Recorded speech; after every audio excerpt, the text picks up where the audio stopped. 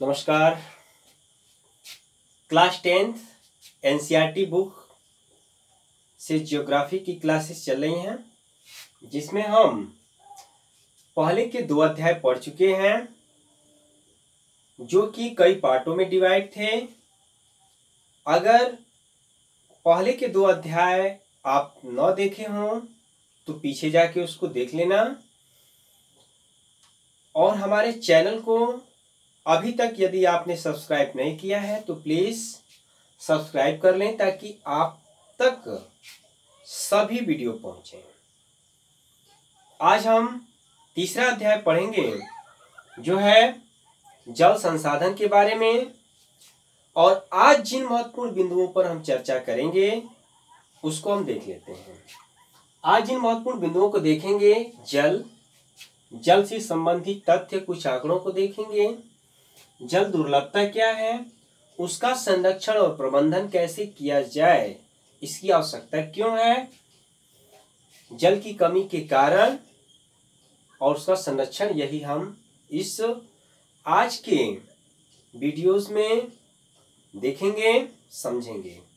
तो चलिए शुरू करते हैं फिर बिना देरी के। आइए, जल, बात करें जल की, तो जल एक महत्वपूर्ण प्राकृतिक संसाधन है जिसके बिना जीवन की कल्पना भी नहीं की जा सकती है। जल हमारे दैनिक जीवन में उपयोगी होने के साथ साथ देखेंगे तो इसका राष्ट्र की आर्थिक उन्नति, अर्थव्यवस्था में भी एक महत्वपूर्ण योगदान है। जल का उपयोग देखें तो कृषि में सिंचाई के लिए, मत्स्य पालन में या विद्युत उत्पादन में बहुउद्देशीय परियोजनाएं बनाकर उसका उपयोग किया जाता है। फिर देखें तो उद्योगों को संचालित करने में आदि। तो यह जल के उपयोग हैं, इससे इसके महत्व को समझा जा सकता है। दूसरी चीज, जल देखेंगे कि पृथ्वी पर अथाह है। हम छोटी कक्षाओं से पढ़ते आ रहे हैं कि पृथ्वी का 3/4 भाग जल से ढका हुआ है। बावजूद इसके दुनिया के ज्यादातर देश या क्षेत्र जल की कमी का सामना करते हैं। आखिर ऐसा क्यों? जबकि 3/4 भाग, ये हमारा 3/4 भाग जब जल से ढका हुआ है तो हम जल की कमी का सामना क्यों करते हैं, इसको भी हम इस अध्याय में समझें। ऐसा इसलिए कि जो हमारे उपयोग में आने वाला जल है उसका औसत बहुत कम है, यानी जो हमारे उपयोग में आने वाला जल होता है वो अलवणीय जल होता है, मीठा जल होता है, और बहुत बड़ा भाग लवणीय जल है, खारा है, जो कि महासागर में पाया जाता है। उसको तथ्य और आंकड़ों से हम देखेंगे। दूसरी चीज, जो महासागर का जल है वाष्पीकृत होता है। वाष्पीकृत होकर स्थलीय भागों में वो वर्षा करता है, जो कि हमारे उपयोगी जल का एक आधार स्तंभ बनता है। तो इसलिए वर्षा का जल अमूल्य है, महत्वपूर्ण है। देखें इससे संबंधित कुछ तथ्य और आंकड़ों को, चलिए देखते हैं। तथ्य एवं आंकड़े। विश्व में जल के कुल आयतन का 97.5% भाग महासागरों में पाया जाता है तथा केवल 2.5% भाग अलवणीय जल यानी मीठा जल है। यानी इतना प्रतिशत भाग महासागरों में पाया जाता है। जो जल का कुल आयतन है, जो हमने जल बताया, उस जल का इतना भाग महासागरों में और बहुत कम भाग अलवणीय जल है। अब देखेंगे इस जल का बहुत बड़ा भाग यानी लगभग 70% भाग ग्लेशियर के रूप में, यानी इसको हिमानी भी कहते हैं, ग्लेशियर या हिमानी के रूप में अंटार्कटिका ग्रीनलैंड में जमा है या हिम चादरों के रूप में पर्वतीय क्षेत्रों में पाया जाता है, यानी बर्फ है। अब बचा 30% भाग। इस 30% में देखेंगे नदी का जल, झील का जल, तालाब का जल, भूमिगत जल आते हैं, जिसमें भूमिगत जल का प्रतिशत जो हमारे उपयोग में आता है, जिसका हम पीने में, घरेलू उपयोग में लाते हैं, वो बहुत कम है। और यही कारण है, इन आंकड़ों से हम समझ सकते हैं कि हम जल की कमी का सामना करते हैं। दूसरी चीज अभी हमने बताया कि वर्षा ही हमारे उपयोगी जल का आधार बनता है। तो भारत विश्व की कुल वर्षा का 4% भाग प्राप्त करता है, यानी भारत जो है विश्व की वृष्टि का, यानी भारत वृष्टि का 4% प्राप्त करता है।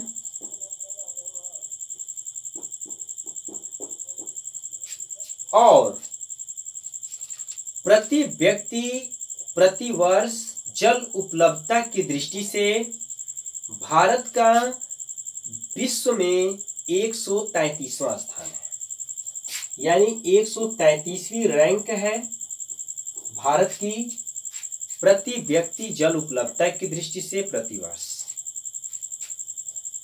एक पूर्वानुमान बताया गया है कि आने वाले कुछ वर्षों में यानी 2025 तक भारत के ज्यादातर ऐसे क्षेत्र, बहुत बड़ा क्षेत्र, जल की गंभीर संकट का या कमी का सामना करेंगे।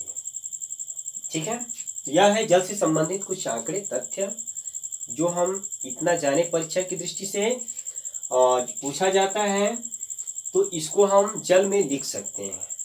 जितना हम बता रहे हैं उसको नोट कर सकते हैं, याद कर सकते हैं।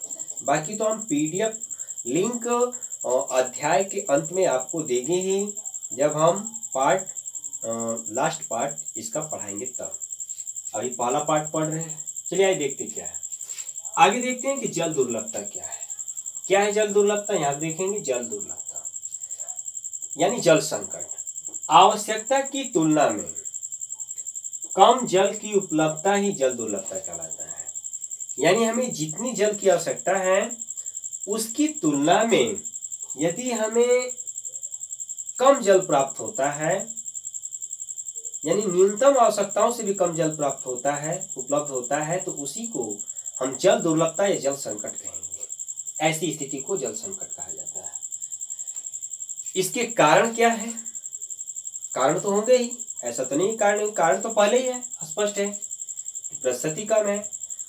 लेकिन ऐसा नहीं है, इस प्रतिशत में भी हम कमी का सामना नहीं कर सकते हैं, लेकिन कुछ हमारी अचूक है, भूले हैं, जिसके कारण हम संकट की स्थिति में आ जाते हैं। इसको देखते हैं जल की कमी के क्या कारण है। चलिए देखते हैं। जल का अधिक उपयोग। हम जितना जल हमको उपयोग करना है उससे ज्यादा हम व्यर्थ में बहा देते हैं, जल के महत्व को नहीं समझते हैं, या मान लेते हैं हम पूर्वाग्रह से ग्रसित होने पहले ही मान लेते हैं, मानसिकता हमारी ये बन जाती है कि जल तो बहुत है, जल की कमी है ही नहीं, और जल का हम संचय नहीं करते, उसका पुनर्भरण नहीं करते, जिसकी वजह से हम जल की संकट की स्थिति का सामना करने लगते हैं। जल का विविध क्षेत्रों में उपयोग है। ज्यादातर देखेंगे जल का कृषि में, सिंचाई में हम उपयोग करते हैं, जो कि भूमिगत जल का उपयोग करते हैं। इसी कारण वाटर लेवल कम होता है और जल की कमी का हम सामना करते हैं। दूसरा है बढ़ती जनसंख्या। यहाँ पे कुछ मिट गया है। बढ़ती जनसंख्या। बढ़ती जनसंख्या कैसे जल की कमी का कारण हो सकता है? कि जब जनसंख्या बढ़ेगी या जनसंख्या तेजी से बढ़ रही है, तो खाद्यान्न आपूर्ति करने के लिए जल की उपलब्धता भी अधिक होगी, लोगों की जल की उपलब्धता अधिक होगी। दूसरा, खाद्यान्न आपूर्ति करने के लिए हमको क्या सोचना पड़ेगा, उत्पादन बढ़ाया जाए। और उत्पादन बढ़ाने के लिए क्या किया जाए, भूमि का प्रतिशत तो कम हो गया क्योंकि भूमि पर मानव ने आवास बना लिया, सड़कें बना ली, उद्योग स्थापित कर लिए, खनन क्षेत्र बन गए, तो कृषि योग्य भूमि कम हो गई तो क्या होगा, उत्पादन बढ़ाने का तरीका, विकल्प ढूंढना पड़ेगा। और विकल्प स्वरूप क्या किया गया कि उन्नतशील बीजों का प्रयोग किया गया, हरित क्रांति को लाया गया। और जब उन्नतशील बीज डाले जाएंगे, उत्पादन बढ़ाया जाएगा, तो उसके लिए रासायनिक उर्वरक, कीटनाशक का भी प्रयोग करना पड़ेगा फसलों की वृद्धि और उसकी सुरक्षा के लिए। और दूसरा, समय समय पर अधिक सिंचाई की आवश्यकता पड़ती है, और सिंचाई में नलकूप से सिंचाई। तो ये प्रमुख कारण उभर के सामने आ जाते हैं जल की कमी का। नगरीकरण और औद्योगिकरण, यानी तीव्र नगरीकरण हो रहा है, गांव शहरों में बदल रहे हैं, जिसकी वजह से देखेंगे ज्यादातर भवन कंक्रीट के बने होते हैं शहरों में, सड़कें बिल्कुल कंक्रीट की बनी होती हैं एकदम, कहीं पर भी ऐसा नहीं, मृदा तक दिखाई नहीं देती है। पार्क या कोई भी ऐसा पिकनिक स्थल है, वो सब एकदम फर्श से ढका होता है। जल की सोखने की क्षमता नहीं रहती, जल का रिसाव नहीं हो पाता भूमि के अंदर। तो बताइए, वाटर लेवल नहीं सही होगा, भूमि के अंदर पानी नहीं जाएगा, तो फिर हम जल की कमी का सामना करेंगे। जल प्रदूषण एक प्रमुख समस्या है। जल प्रदूषण जैसे कि औद्योगिक अपशिष्ट का नदियों में बहा दिया जाना, घरेलू एवं नगरीय अपशिष्ट का सीवर लाइन के द्वारा नदियों में बहा दिया जाना, और कृषि में रासायनिक उर्वरक, कीटनाशकों का अधिक प्रयोग, जिससे कि जब हम सिंचाई करते हैं तो उसके द्वारा भूमि के अंदर रिस को पानी जाता है और भूमि का जल प्रदूषित हो जाता है, जो हम उपयोग नहीं कर सकते। इसका उदाहरण कुछ देख सकते हैं कि उन्नाव जिला, उत्तर प्रदेश का उन्नाव जिला जो है, वहां पर भूमिगत जल प्रदूषित हो गया है, जिसमें फ्लोराइड की मात्रा सबसे अधिक है, और उसके प्रयोग से देखेंगे फ्लोरोसिस नामक रोग हुआ है। कृषि में जल का अतिशोषण, यानी सिंचाई में ज्यादातर भूमिगत जल का प्रयोग करना। जल का असमान वितरण, यह एक कारण है, जल का असमान वितरण, यानी जल सभी जगह एक समान उपलब्ध नहीं है।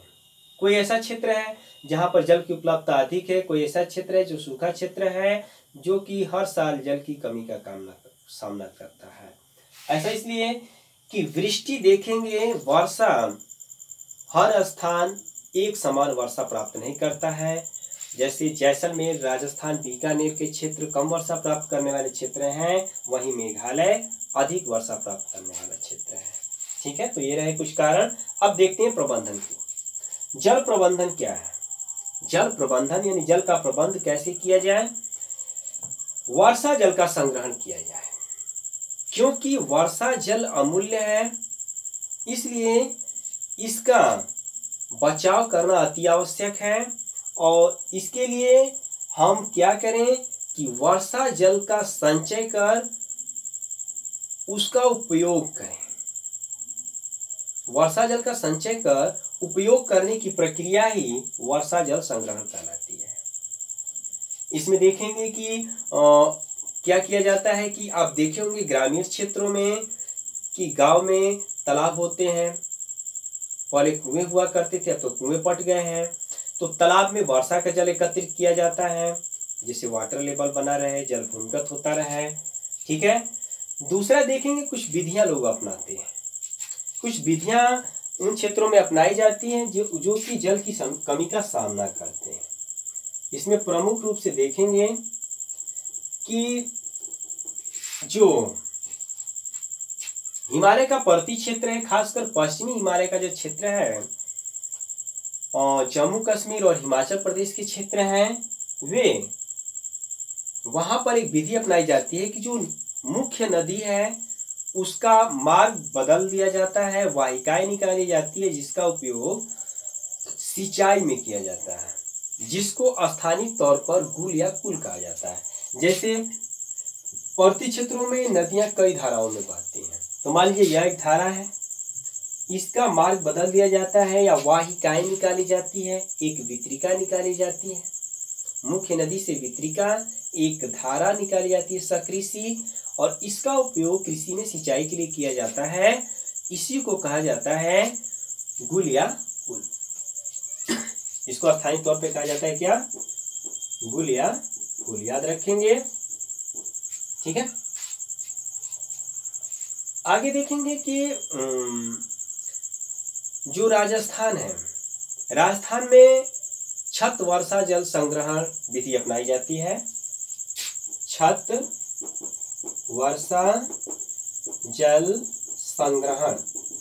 छत वर्षा जल संग्रहण में क्या होता है कि लोग छत पर जो बारिश होती है, जो वर्षा की बूंदें छत पर गिरती हैं, उसको एकत्र किया जाता है टैंक में। टैंक या टाका कहते हैं। कैसे कि मान लीजिए छत है, ये ढलवा छत है, इस पर वर्षा की बूंदें गिरती हैं और यहाँ से एक पाइप के द्वारा टैंक या टाका घर के अंदर या आंगन में भूमि के अंदर जो है कि इसको स्थापित किया जाता है। टैंक को, टैंक जो होता है भूमिगत होता है घर के अंदर, आंगन में या मुख्य घर में, और यह एक छत से पाइप के द्वारा जुड़ा होता है। जब वर्षा होती है तो छत का जल इस टैंक में जाके जमा होता है, जिसको टैंक या टाका कहा जाता है। यह विधि अपनाई जाती है राजस्थान में, और देखेंगे कि इसका उपयोग फिर घरेलू उपयोग में इसका लाया जाता है। दूसरा, मेघालय में 100 वर्ष पुरानी एक विधि अपनाई जाती है वर्षा जल संग्रहण की। आप सोच रहे हैं मेघालय की बात क्यों कर रहे हैं? मेघालय में तो बहुत वर्षा होती है, ऐसा नहीं है। मेघालय की जो राजधानी शिलोंग है, थोड़ी दूर मात्र लगभग 50 किलोमीटर की दूरी पर है, वो क्षेत्र जल की गंभीर संकट का सामना करता है, क्योंकि वो क्षेत्र वृष्टि छाया क्षेत्र में पड़ जाता है। वहां वर्षा नहीं हो पाती, कम हो पाती है। तो वहां पर बांस पाइपलाइन बिछी होती है, यानी बांस जो होते हैं बहुत मोटे मोटे होते हैं, वहां पर बड़े बड़े होते हैं। उसको फाड़ करके आधा आधा फाड़ दिया जाता है और एक नाली नुमा उसको बना दिया जाता है, शेप दे दी जाती है नाली की। बांस से बांस को ज्वाइंट कर दिया जाता है। वर्षा का पानी जो एकत्र होता है किसी तालाब में या कहीं पर, तो उसको फिर उस पाइपलाइन के जरिए ले जा करके खेतों में सिंचाई में उपयोग में लाया जाता है। यह विधि अपनाई जाती है मेघालय शिलांग में। तमिलनाडु की सरकार ने वहां तो नियम बना दिया गया है, छत वर्षा जल संग्रहण का कानूनी अधिकार बना दिया गया। दूसरा है भूजल पुनर्भरण या रिचार्ज।